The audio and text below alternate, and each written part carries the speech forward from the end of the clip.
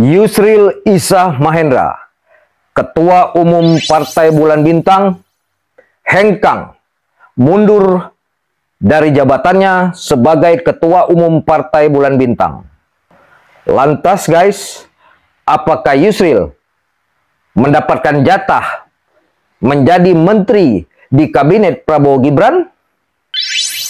Begini penjelasan mengenai berita tersebut dan juga jawaban Yusril. Baik teman-teman, jangan di skip-skip dulu dan juga jangan lupa di subscribe. Kita kembali lagi nanti.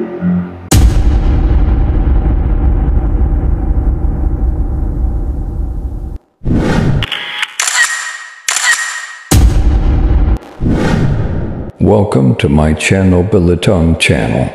Assalamualaikum warahmatullahi wabarakatuh. Salam sejahtera untuk kita semuanya.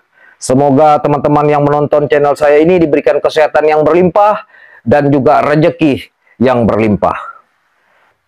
Baik teman-teman, sebelum kita membahas dan menjelaskan mengenai topik kita hari ini mengenai Yusril, sebelumnya kita lihat dulu yang lucu dari YT Abang Amir yang satu ini.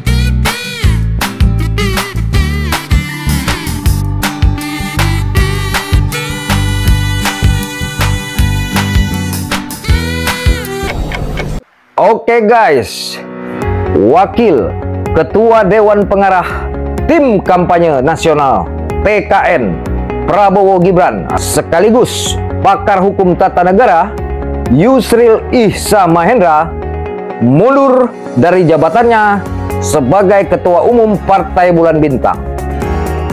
Keputusan Yusril mundur disampaikan dalam sidang musyawarah Dewan Partai yang diselenggarakan di Dewan Pimpinan Pusat PBB di Jalan Raya Pasar Minggu, Jakarta pada hari Sabtu 18 Mei 2024. Fahri Bahmid terpilih menjadi pejabat Ketua Umum PBB sementara menggantikan Yusril. Jabatan tersebut guys bakal diemban oleh Fahri sampai terpilihnya Ketua Umum PBB definitif hasil muktamar PBB yang akan datang. Selambat-lambatnya guys, mungkin akhir Januari 2025. Yusril Izzah Mahendra mengungkapkan alasannya guys, kenapa dirinya mundur dari PBB. Mantan sekretaris negara itu menyebutkan bahwa dirinya sudah terlalu lama memimpin partai.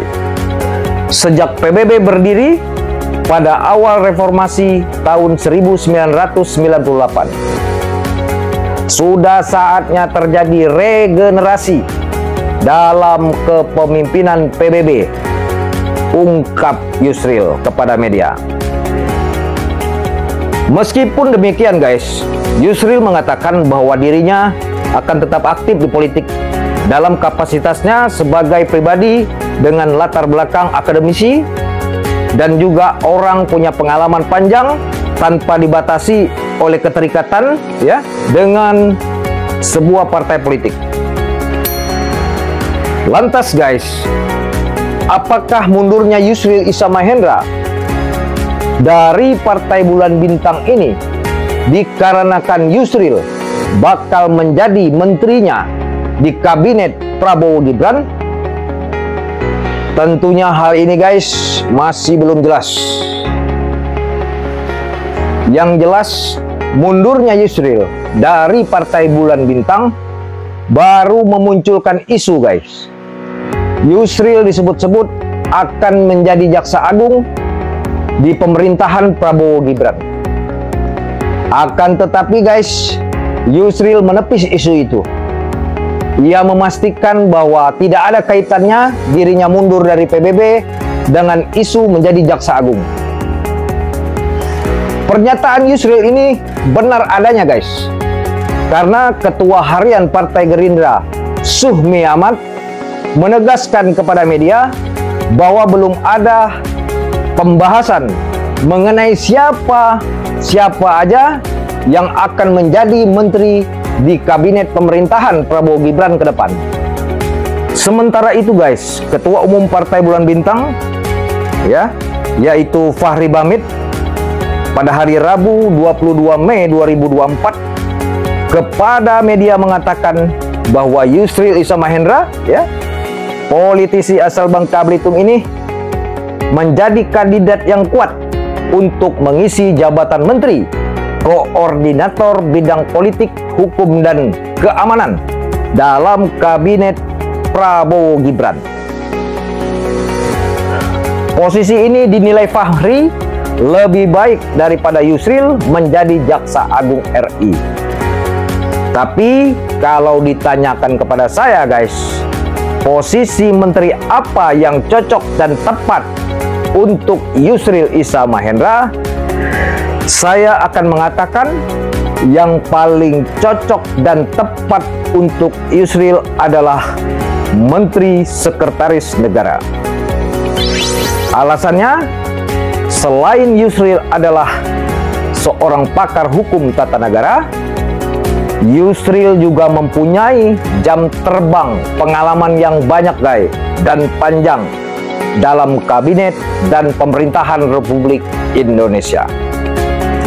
Baik guys, daripada kita mendengarkan isu, lebih baik kita mendengarkan langsung jawaban Yusril Iza Mahendra bakal mendapat posisi apa dari Prabowo Gibran. Oke, let's go cek. Kalau nanti sudah dinyatakan sah dan resmi menjadi presiden Prabowo Gibran, Prof, kira-kira dapat posisi sebagai apa, Prof? Saya sampai hari ini nggak tahu apa-apa.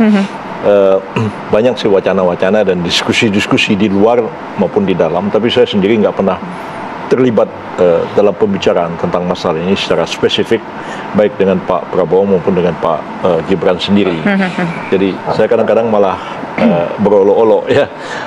Dulu saya ingat 5 tahun yang lalu ketika saya menjadi lawyernya Pak Jokowi ya, pada waktu itu ada acara salah satu TV dan ada dialog antara saya dengan beberapa orang, termasuk Pak Andre Rosiade pada waktu itu kan dari Pak Prabowo ya. Saya bilang begini, politik ini kadang-kadang susah diduga, politik ini kadang-kadang kejam, politik ini kadang-kadang tidak mengenal balas budi. Ya, bisa terjadi saya bilang lawan-lawan dirangkul, ya kawan-kawan ditinggalkan. Itu bisa terjadi dalam politik ini. Jadi saya bilang hari ini saya membela Pak Jokowi habis-habisan di Mahkamah Konstitusi, tapi jangan-jangan nanti yang menikmati Pak Andi Rosiade dan teman-temannya. Nah, sekarang Prof membela. Dan itu menjadi kenyataan. Jadi saya tidak tahu, tapi saya pikir sudahlah, saya berbuat sesuatu yang mudah-mudahan ada manfaatnya bagi kepentingan bangsa dan negara ini. Kita lihatlah perkembangan akan seperti apa, dan ke depan ini saya kira memang mesti ada kombinasi kabinet yang akan datang itu.